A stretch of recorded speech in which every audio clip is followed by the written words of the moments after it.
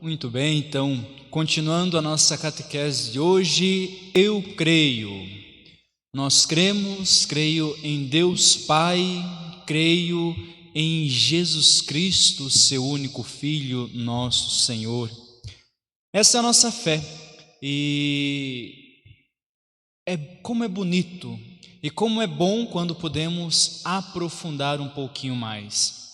Pena que temos um tempo tão restrito para falar tudo que é do Filho no creio. O pouco tempo que nós temos aqui, os 20 minutos, nossa, não dá nem para começar direito, porque teria muitas coisas a falar. Então, eu vou pegar os termos que temos do Filho no creio, e aos pouquinhos eu vou desenvolvendo e também dando algumas noções do que significa. Isso é muito importante e é tão bonito na nossa Igreja Católica. Ela é cheia e rica de símbolos que para nós ela é cheia de significado e expressa a nossa fé. Por exemplo, temos o Círio Pascal, é um símbolo, e aquele símbolo expressa a nossa fé no Cristo ressuscitado. Temos o crucifixo, que é um símbolo, e expressa para nós Cristo que se entregou à morte por nós. Temos as imagens, temos vias sacras, temos vitrais, temos tantas artes nas nossas igrejas que são símbolos. E o nosso creio não é diferente. Também o creio é chamado símbolo, ou símbolo apostólico, ou símbolo niceno-constantinopolitano, ou seja, algo que é permeado de coisas e coisas que são muito profundas na nossa vida e que podem nos ajudar a viver ainda mais próximos de Deus. Muito bem, dando início então a parte do crer no Filho, eu gostaria de voltar um pouquinho. Eu particularmente sou encantado e apaixonado pelo livro do Gênesis, e sempre que possível eu gosto de voltar ao livro do Gênesis. E lá no terceiro capítulo, o Padre Wagner já falou de toda a criação, da ação de Deus, também falou de Deus Pai. E tem um detalhe que eu gostaria que hoje nós nos apegássemos e que vai nos dar uma noção muito bonita. Às vezes nós lemos de uma maneira muito rápida, ou às vezes nós nem percebemos esse detalhe que não é apenas um detalhe. Na criação do mundo, nós sempre nos prendemos muito à árvore do bem e do mal, ou à árvore do pecado, ou à árvore da morte, como podemos dizer. Mas nós nunca paramos para perceber que ali também se fala de uma árvore da vida. Se você nunca percebeu isso, eu convido a você a pegar a tua Bíblia no livro do Gênesis, capítulo 2, e vai seguindo a leitura. Se quiser do capítulo 1 para começar o livro bem, pega ali do capítulo 1 e vai lendo, e vai vendo essa leitura, até o momento que vai chegar que dentro do Jardim do Éden nós temos duas árvores. A árvore do bem e do mal, do discernimento, mas também a árvore da vida. E no terceiro capítulo, no finalzinho ali do terceiro capítulo, quando Adão e Eva já provaram do fruto do pecado, então Deus diz assim: agora que eles são versados no bem e no mal, agora que eles já provaram daquilo que me afasta deles, então eles não podem mais ficar no Jardim do Éden. Não pode lhes ser permitido, por enquanto, provar da árvore da vida. Isso é uma coisa muito sábia de Deus. E a partir disso, começa toda uma peregrinação da raça humana. A partir de Adão e Eva, com o povo de Israel, com os profetas, vem se desenrolando toda uma história da salvação e até o momento em que nós novamente podemos voltar a provar da árvore da vida. Essa é a primeira coisa que eu gostaria de deixar muito claro. Repito, se quiser, olhe lá na sua Bíblia, no capítulo 2. Já que eu estou com a Bíblia aqui, vou aproveitar, né? Já leio, aí nós já damos sequência. Vamos lá. Tem toda a parte do capítulo 1 que vai dizendo, né, que haja luz, e Deus disse, e Deus disse, e Deus disse, e vai se fazendo isso, e vai se fazendo aquilo. Capítulo 2, assim foram concluídos os céus e a terra, começa a formação do homem, e novamente começa a refalar sobre o relato da criação. E ali no versículo 9 diz assim: Yahvé Deus fez crescer do solo toda espécie de árvores formosas de ver e boas de comer, e a árvore da vida no meio do jardim, e a árvore do conhecimento do bem e do mal. Guardem bem isso, porque às vezes nós ficamos tão presos à árvore do bem e do mal que esquecemos a árvore da vida que está no meio do jardim. Muito bem, Adão e Eva escolheram mal, quiseram, tentados pela serpente, provar daquela árvore do pecado, e isso lhes custou muito caro, lhes custou a expulsão do paraíso, lhes custou a expulsão do jardim do Éden, e aqui também entra o mal no mundo, e a partir deste momento então, a humanidade começa todo o seu caminho e toda a sua história de salvação, guiada por Deus, iluminada por Deus. Uma coisa que eu gostaria de deixar claro já agora, e que também um dos nossos professores gostava sempre de deixar muito claro, é que salvação de Deus não é apenas a remissão dos pecados. A salvação de Deus não é porque alguma coisa deu errado, então agora Deus tem que fazer outra coisa. Não é isso. A remissão dos nossos pecados também nos vem, também aconteceu, mas a salvação nos vem no conhecimento total de Deus. Este conhecimento total e pleno que recebemos na pessoa de Cristo. E todo o Antigo Testamento nós vivemos essa história.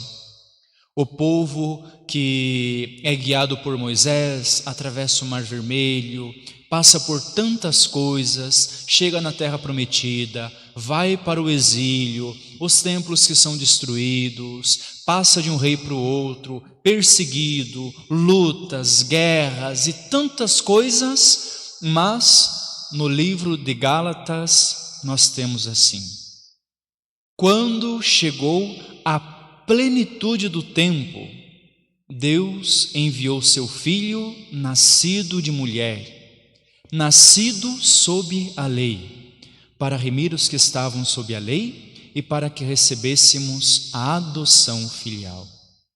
Ou seja, Deus sabia que o ser humano, agora versado no bem e no mal, não poderia simplesmente, como um passe de mágica, voltar como era antes.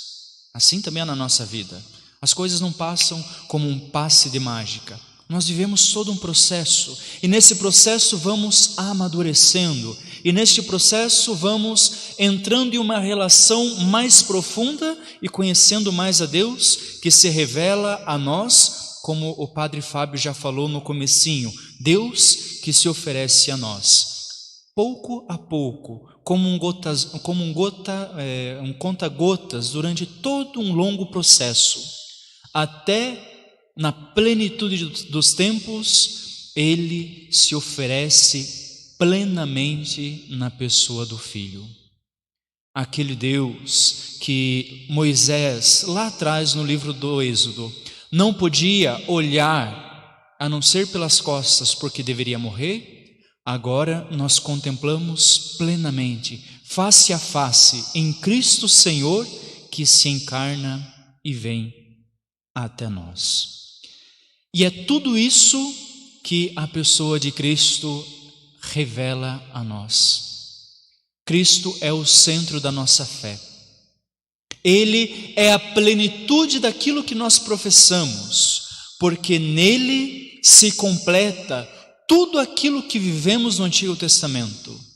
Todas as promessas, todas as profecias, tudo o que aconteceu em Cristo chega à sua plenitude e em Cristo tudo é realizado.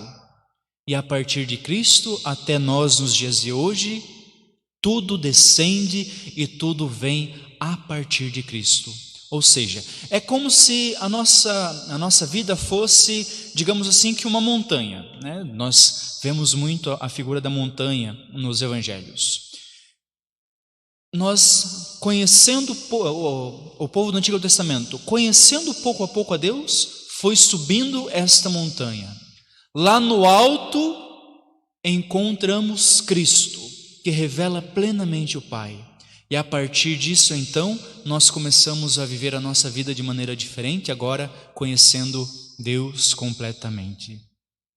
E é isso que Jesus quer nos mostrar. Creio em Jesus. Creio, como nos diz, ou creio no ensino constantinopolitano, creio em um só Senhor, Jesus Cristo. Jesus, em hebraico, significa Deus salva. Cristo é o Salvador por excelência. Não existiu no Antigo Testamento alguém que pudesse salvar o mundo. E nunca vai haver alguém que possa salvar o mundo, a não ser Cristo. Ele é o Salvador. Ele resgata e recapitula toda a história. Nele, ele recria tudo aquilo que já foi criado. E a partir dele, todos nós somos chamados a nos voltar a Deus. Uma coisa para ilustrar isso é a passagem do cego de nascença, onde Cristo se abaixa, com a sua saliva forma barro e coloca nos olhos daquele homem, e então ele volta a enxergar. Ou seja, é Cristo que reconstrói, recupera, é Cristo que restaura aquilo que foi quebrado. Adão foi formado do barro, mas pela sua decisão errada se quebrou. E depois de todo um processo, Cristo, com a sua saliva, com o seu hálito de vida, com a vida que ele transmite, reconstrói a humanidade. Ou seja, Cristo salva. E tudo na nossa fé católica é por Cristo, com Cristo e em Cristo. É aquilo que nós vivemos na nossa liturgia. Sempre vai ter esta estrutura. A Deus por Cristo na unidade do Espírito Santo. É sempre por Cristo, é sempre com Ele e é sempre nele. Mas Jesus não é apenas Jesus homem, Ele é Jesus Cristo. E Cristo não é sobrenome. Jesus não é Jesus Cristo porque ganhou o nome de José Cristo e Maria Cristo. Não é isso. Cristo tem um significado. Cristo é aquele que é ungido. Cristo é o ungido do Pai. Aquele que nasce pela força do Espírito Santo. E essa unção que vem do Pai também indica a sua missão. Jesus, Salvador, Ele é ungido, é revestido da missão de salvar a humanidade e novamente nos levar à graça de Deus. Percebam duas palavras tão pequenas e simples, mas que trazem uma imensidão de coisas por trás. Continuando, Cristo é Filho unigênito. E aqui precisamos tomar cuidado, porque a relação, nós podemos às vezes cair no erro. Então, é Deus Pai aqui em cima e Jesus, que é Deus Filho, aqui embaixo. Ou seja, Deus Pai é maior que Deus Filho. Deus Pai manda no Deus Filho, mas não é assim. Deus Pai, Deus Filho são duas pessoas distintas, mas são o mesmo Deus. Não é um superior que o outro, não é um maior e um menor. Isso foi uma grande heresia nos primeiros séculos que os padres da igreja combateram. Os dois estão na mesma dimensão. O que difere é a relação filial entre os dois. É a relação bonita que nós vemos nos evangelhos. Cristo que sempre se volta a Deus como Pai. Ó Pai, olha por estes. Quando forem rezar, rezem assim: Pai nosso. Ou seja, nunca a relação de Cristo que olha para Deus e chama de Pai é porque Cristo é menor. Não, é porque eles vivem uma relação filial, uma relação de amor, de um Deus que cria e um Deus que salva, um Deus que recria e reconstrói. Creio em Jesus Cristo, seu único Filho, nosso Senhor. Senhor é aquele que mostra toda a soberania de Deus. O Senhor ressuscitado, o Senhor que não é Senhor com um S minúsculo, mas o Senhor com S maiúsculo. É aquele que tem o domínio sobre todas as nações. É aquilo que também nós celebramos em uma grande solenidade da igreja. Cristo, Rei do universo. Ele que é soberano sobre todas as coisas criadas e Ele que reina sobre tudo isso. Jesus Cristo, seu único Filho, nosso Senhor, que foi concebido pelo poder do Espírito Santo, nasceu da Virgem Maria. Cristo é Deus, Cristo é homem. E Ele é homem, Deus, tudo junto. Aquilo que até nós brincamos hoje com os padres na mesa, de algo difícil de falar. É a união hipostática, ou seja, não é um Deus que está dentro de uma carcaça humana, que também foi uma grande heresia dos primeiros séculos. Não é que de repente nasceu uma criança e depois Deus possuiu a criança. Não. Jesus Cristo é verdadeiro Deus, verdadeiro homem. Verdadeiro Deus porque pela ação do Espírito Santo que gera a vida no seio da Virgem Maria, santificado pela ação do Espírito, algo foi criado. E então do Espírito Santo vem toda a divindade do Verbo. E do seio da Virgem Maria vem toda a humanidade do Verbo. Ou seja, no seio da Virgem é plenamente unida a humanidade com a divindade. É aquilo que nós temos aqui atrás. Está um pouquinho cortado, mas na Bíblia que nós temos aqui no presbitério da Matriz, aqui em reserva, diz: e o Verbo se fez carne e habitou entre nós. O Verbo divino que é Deus, que existe desde todo sempre, agora se uniu intimamente à nossa humanidade e se fez carne no nosso meio.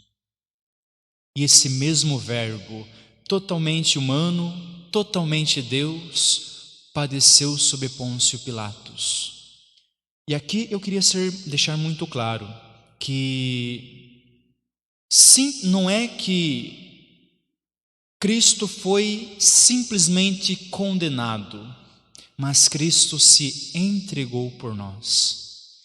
É uma coisa que poderíamos dizer assim: celebramos o sacrifício de Cristo no altar, mas esse sacrifício deve ser olhado de duas maneiras.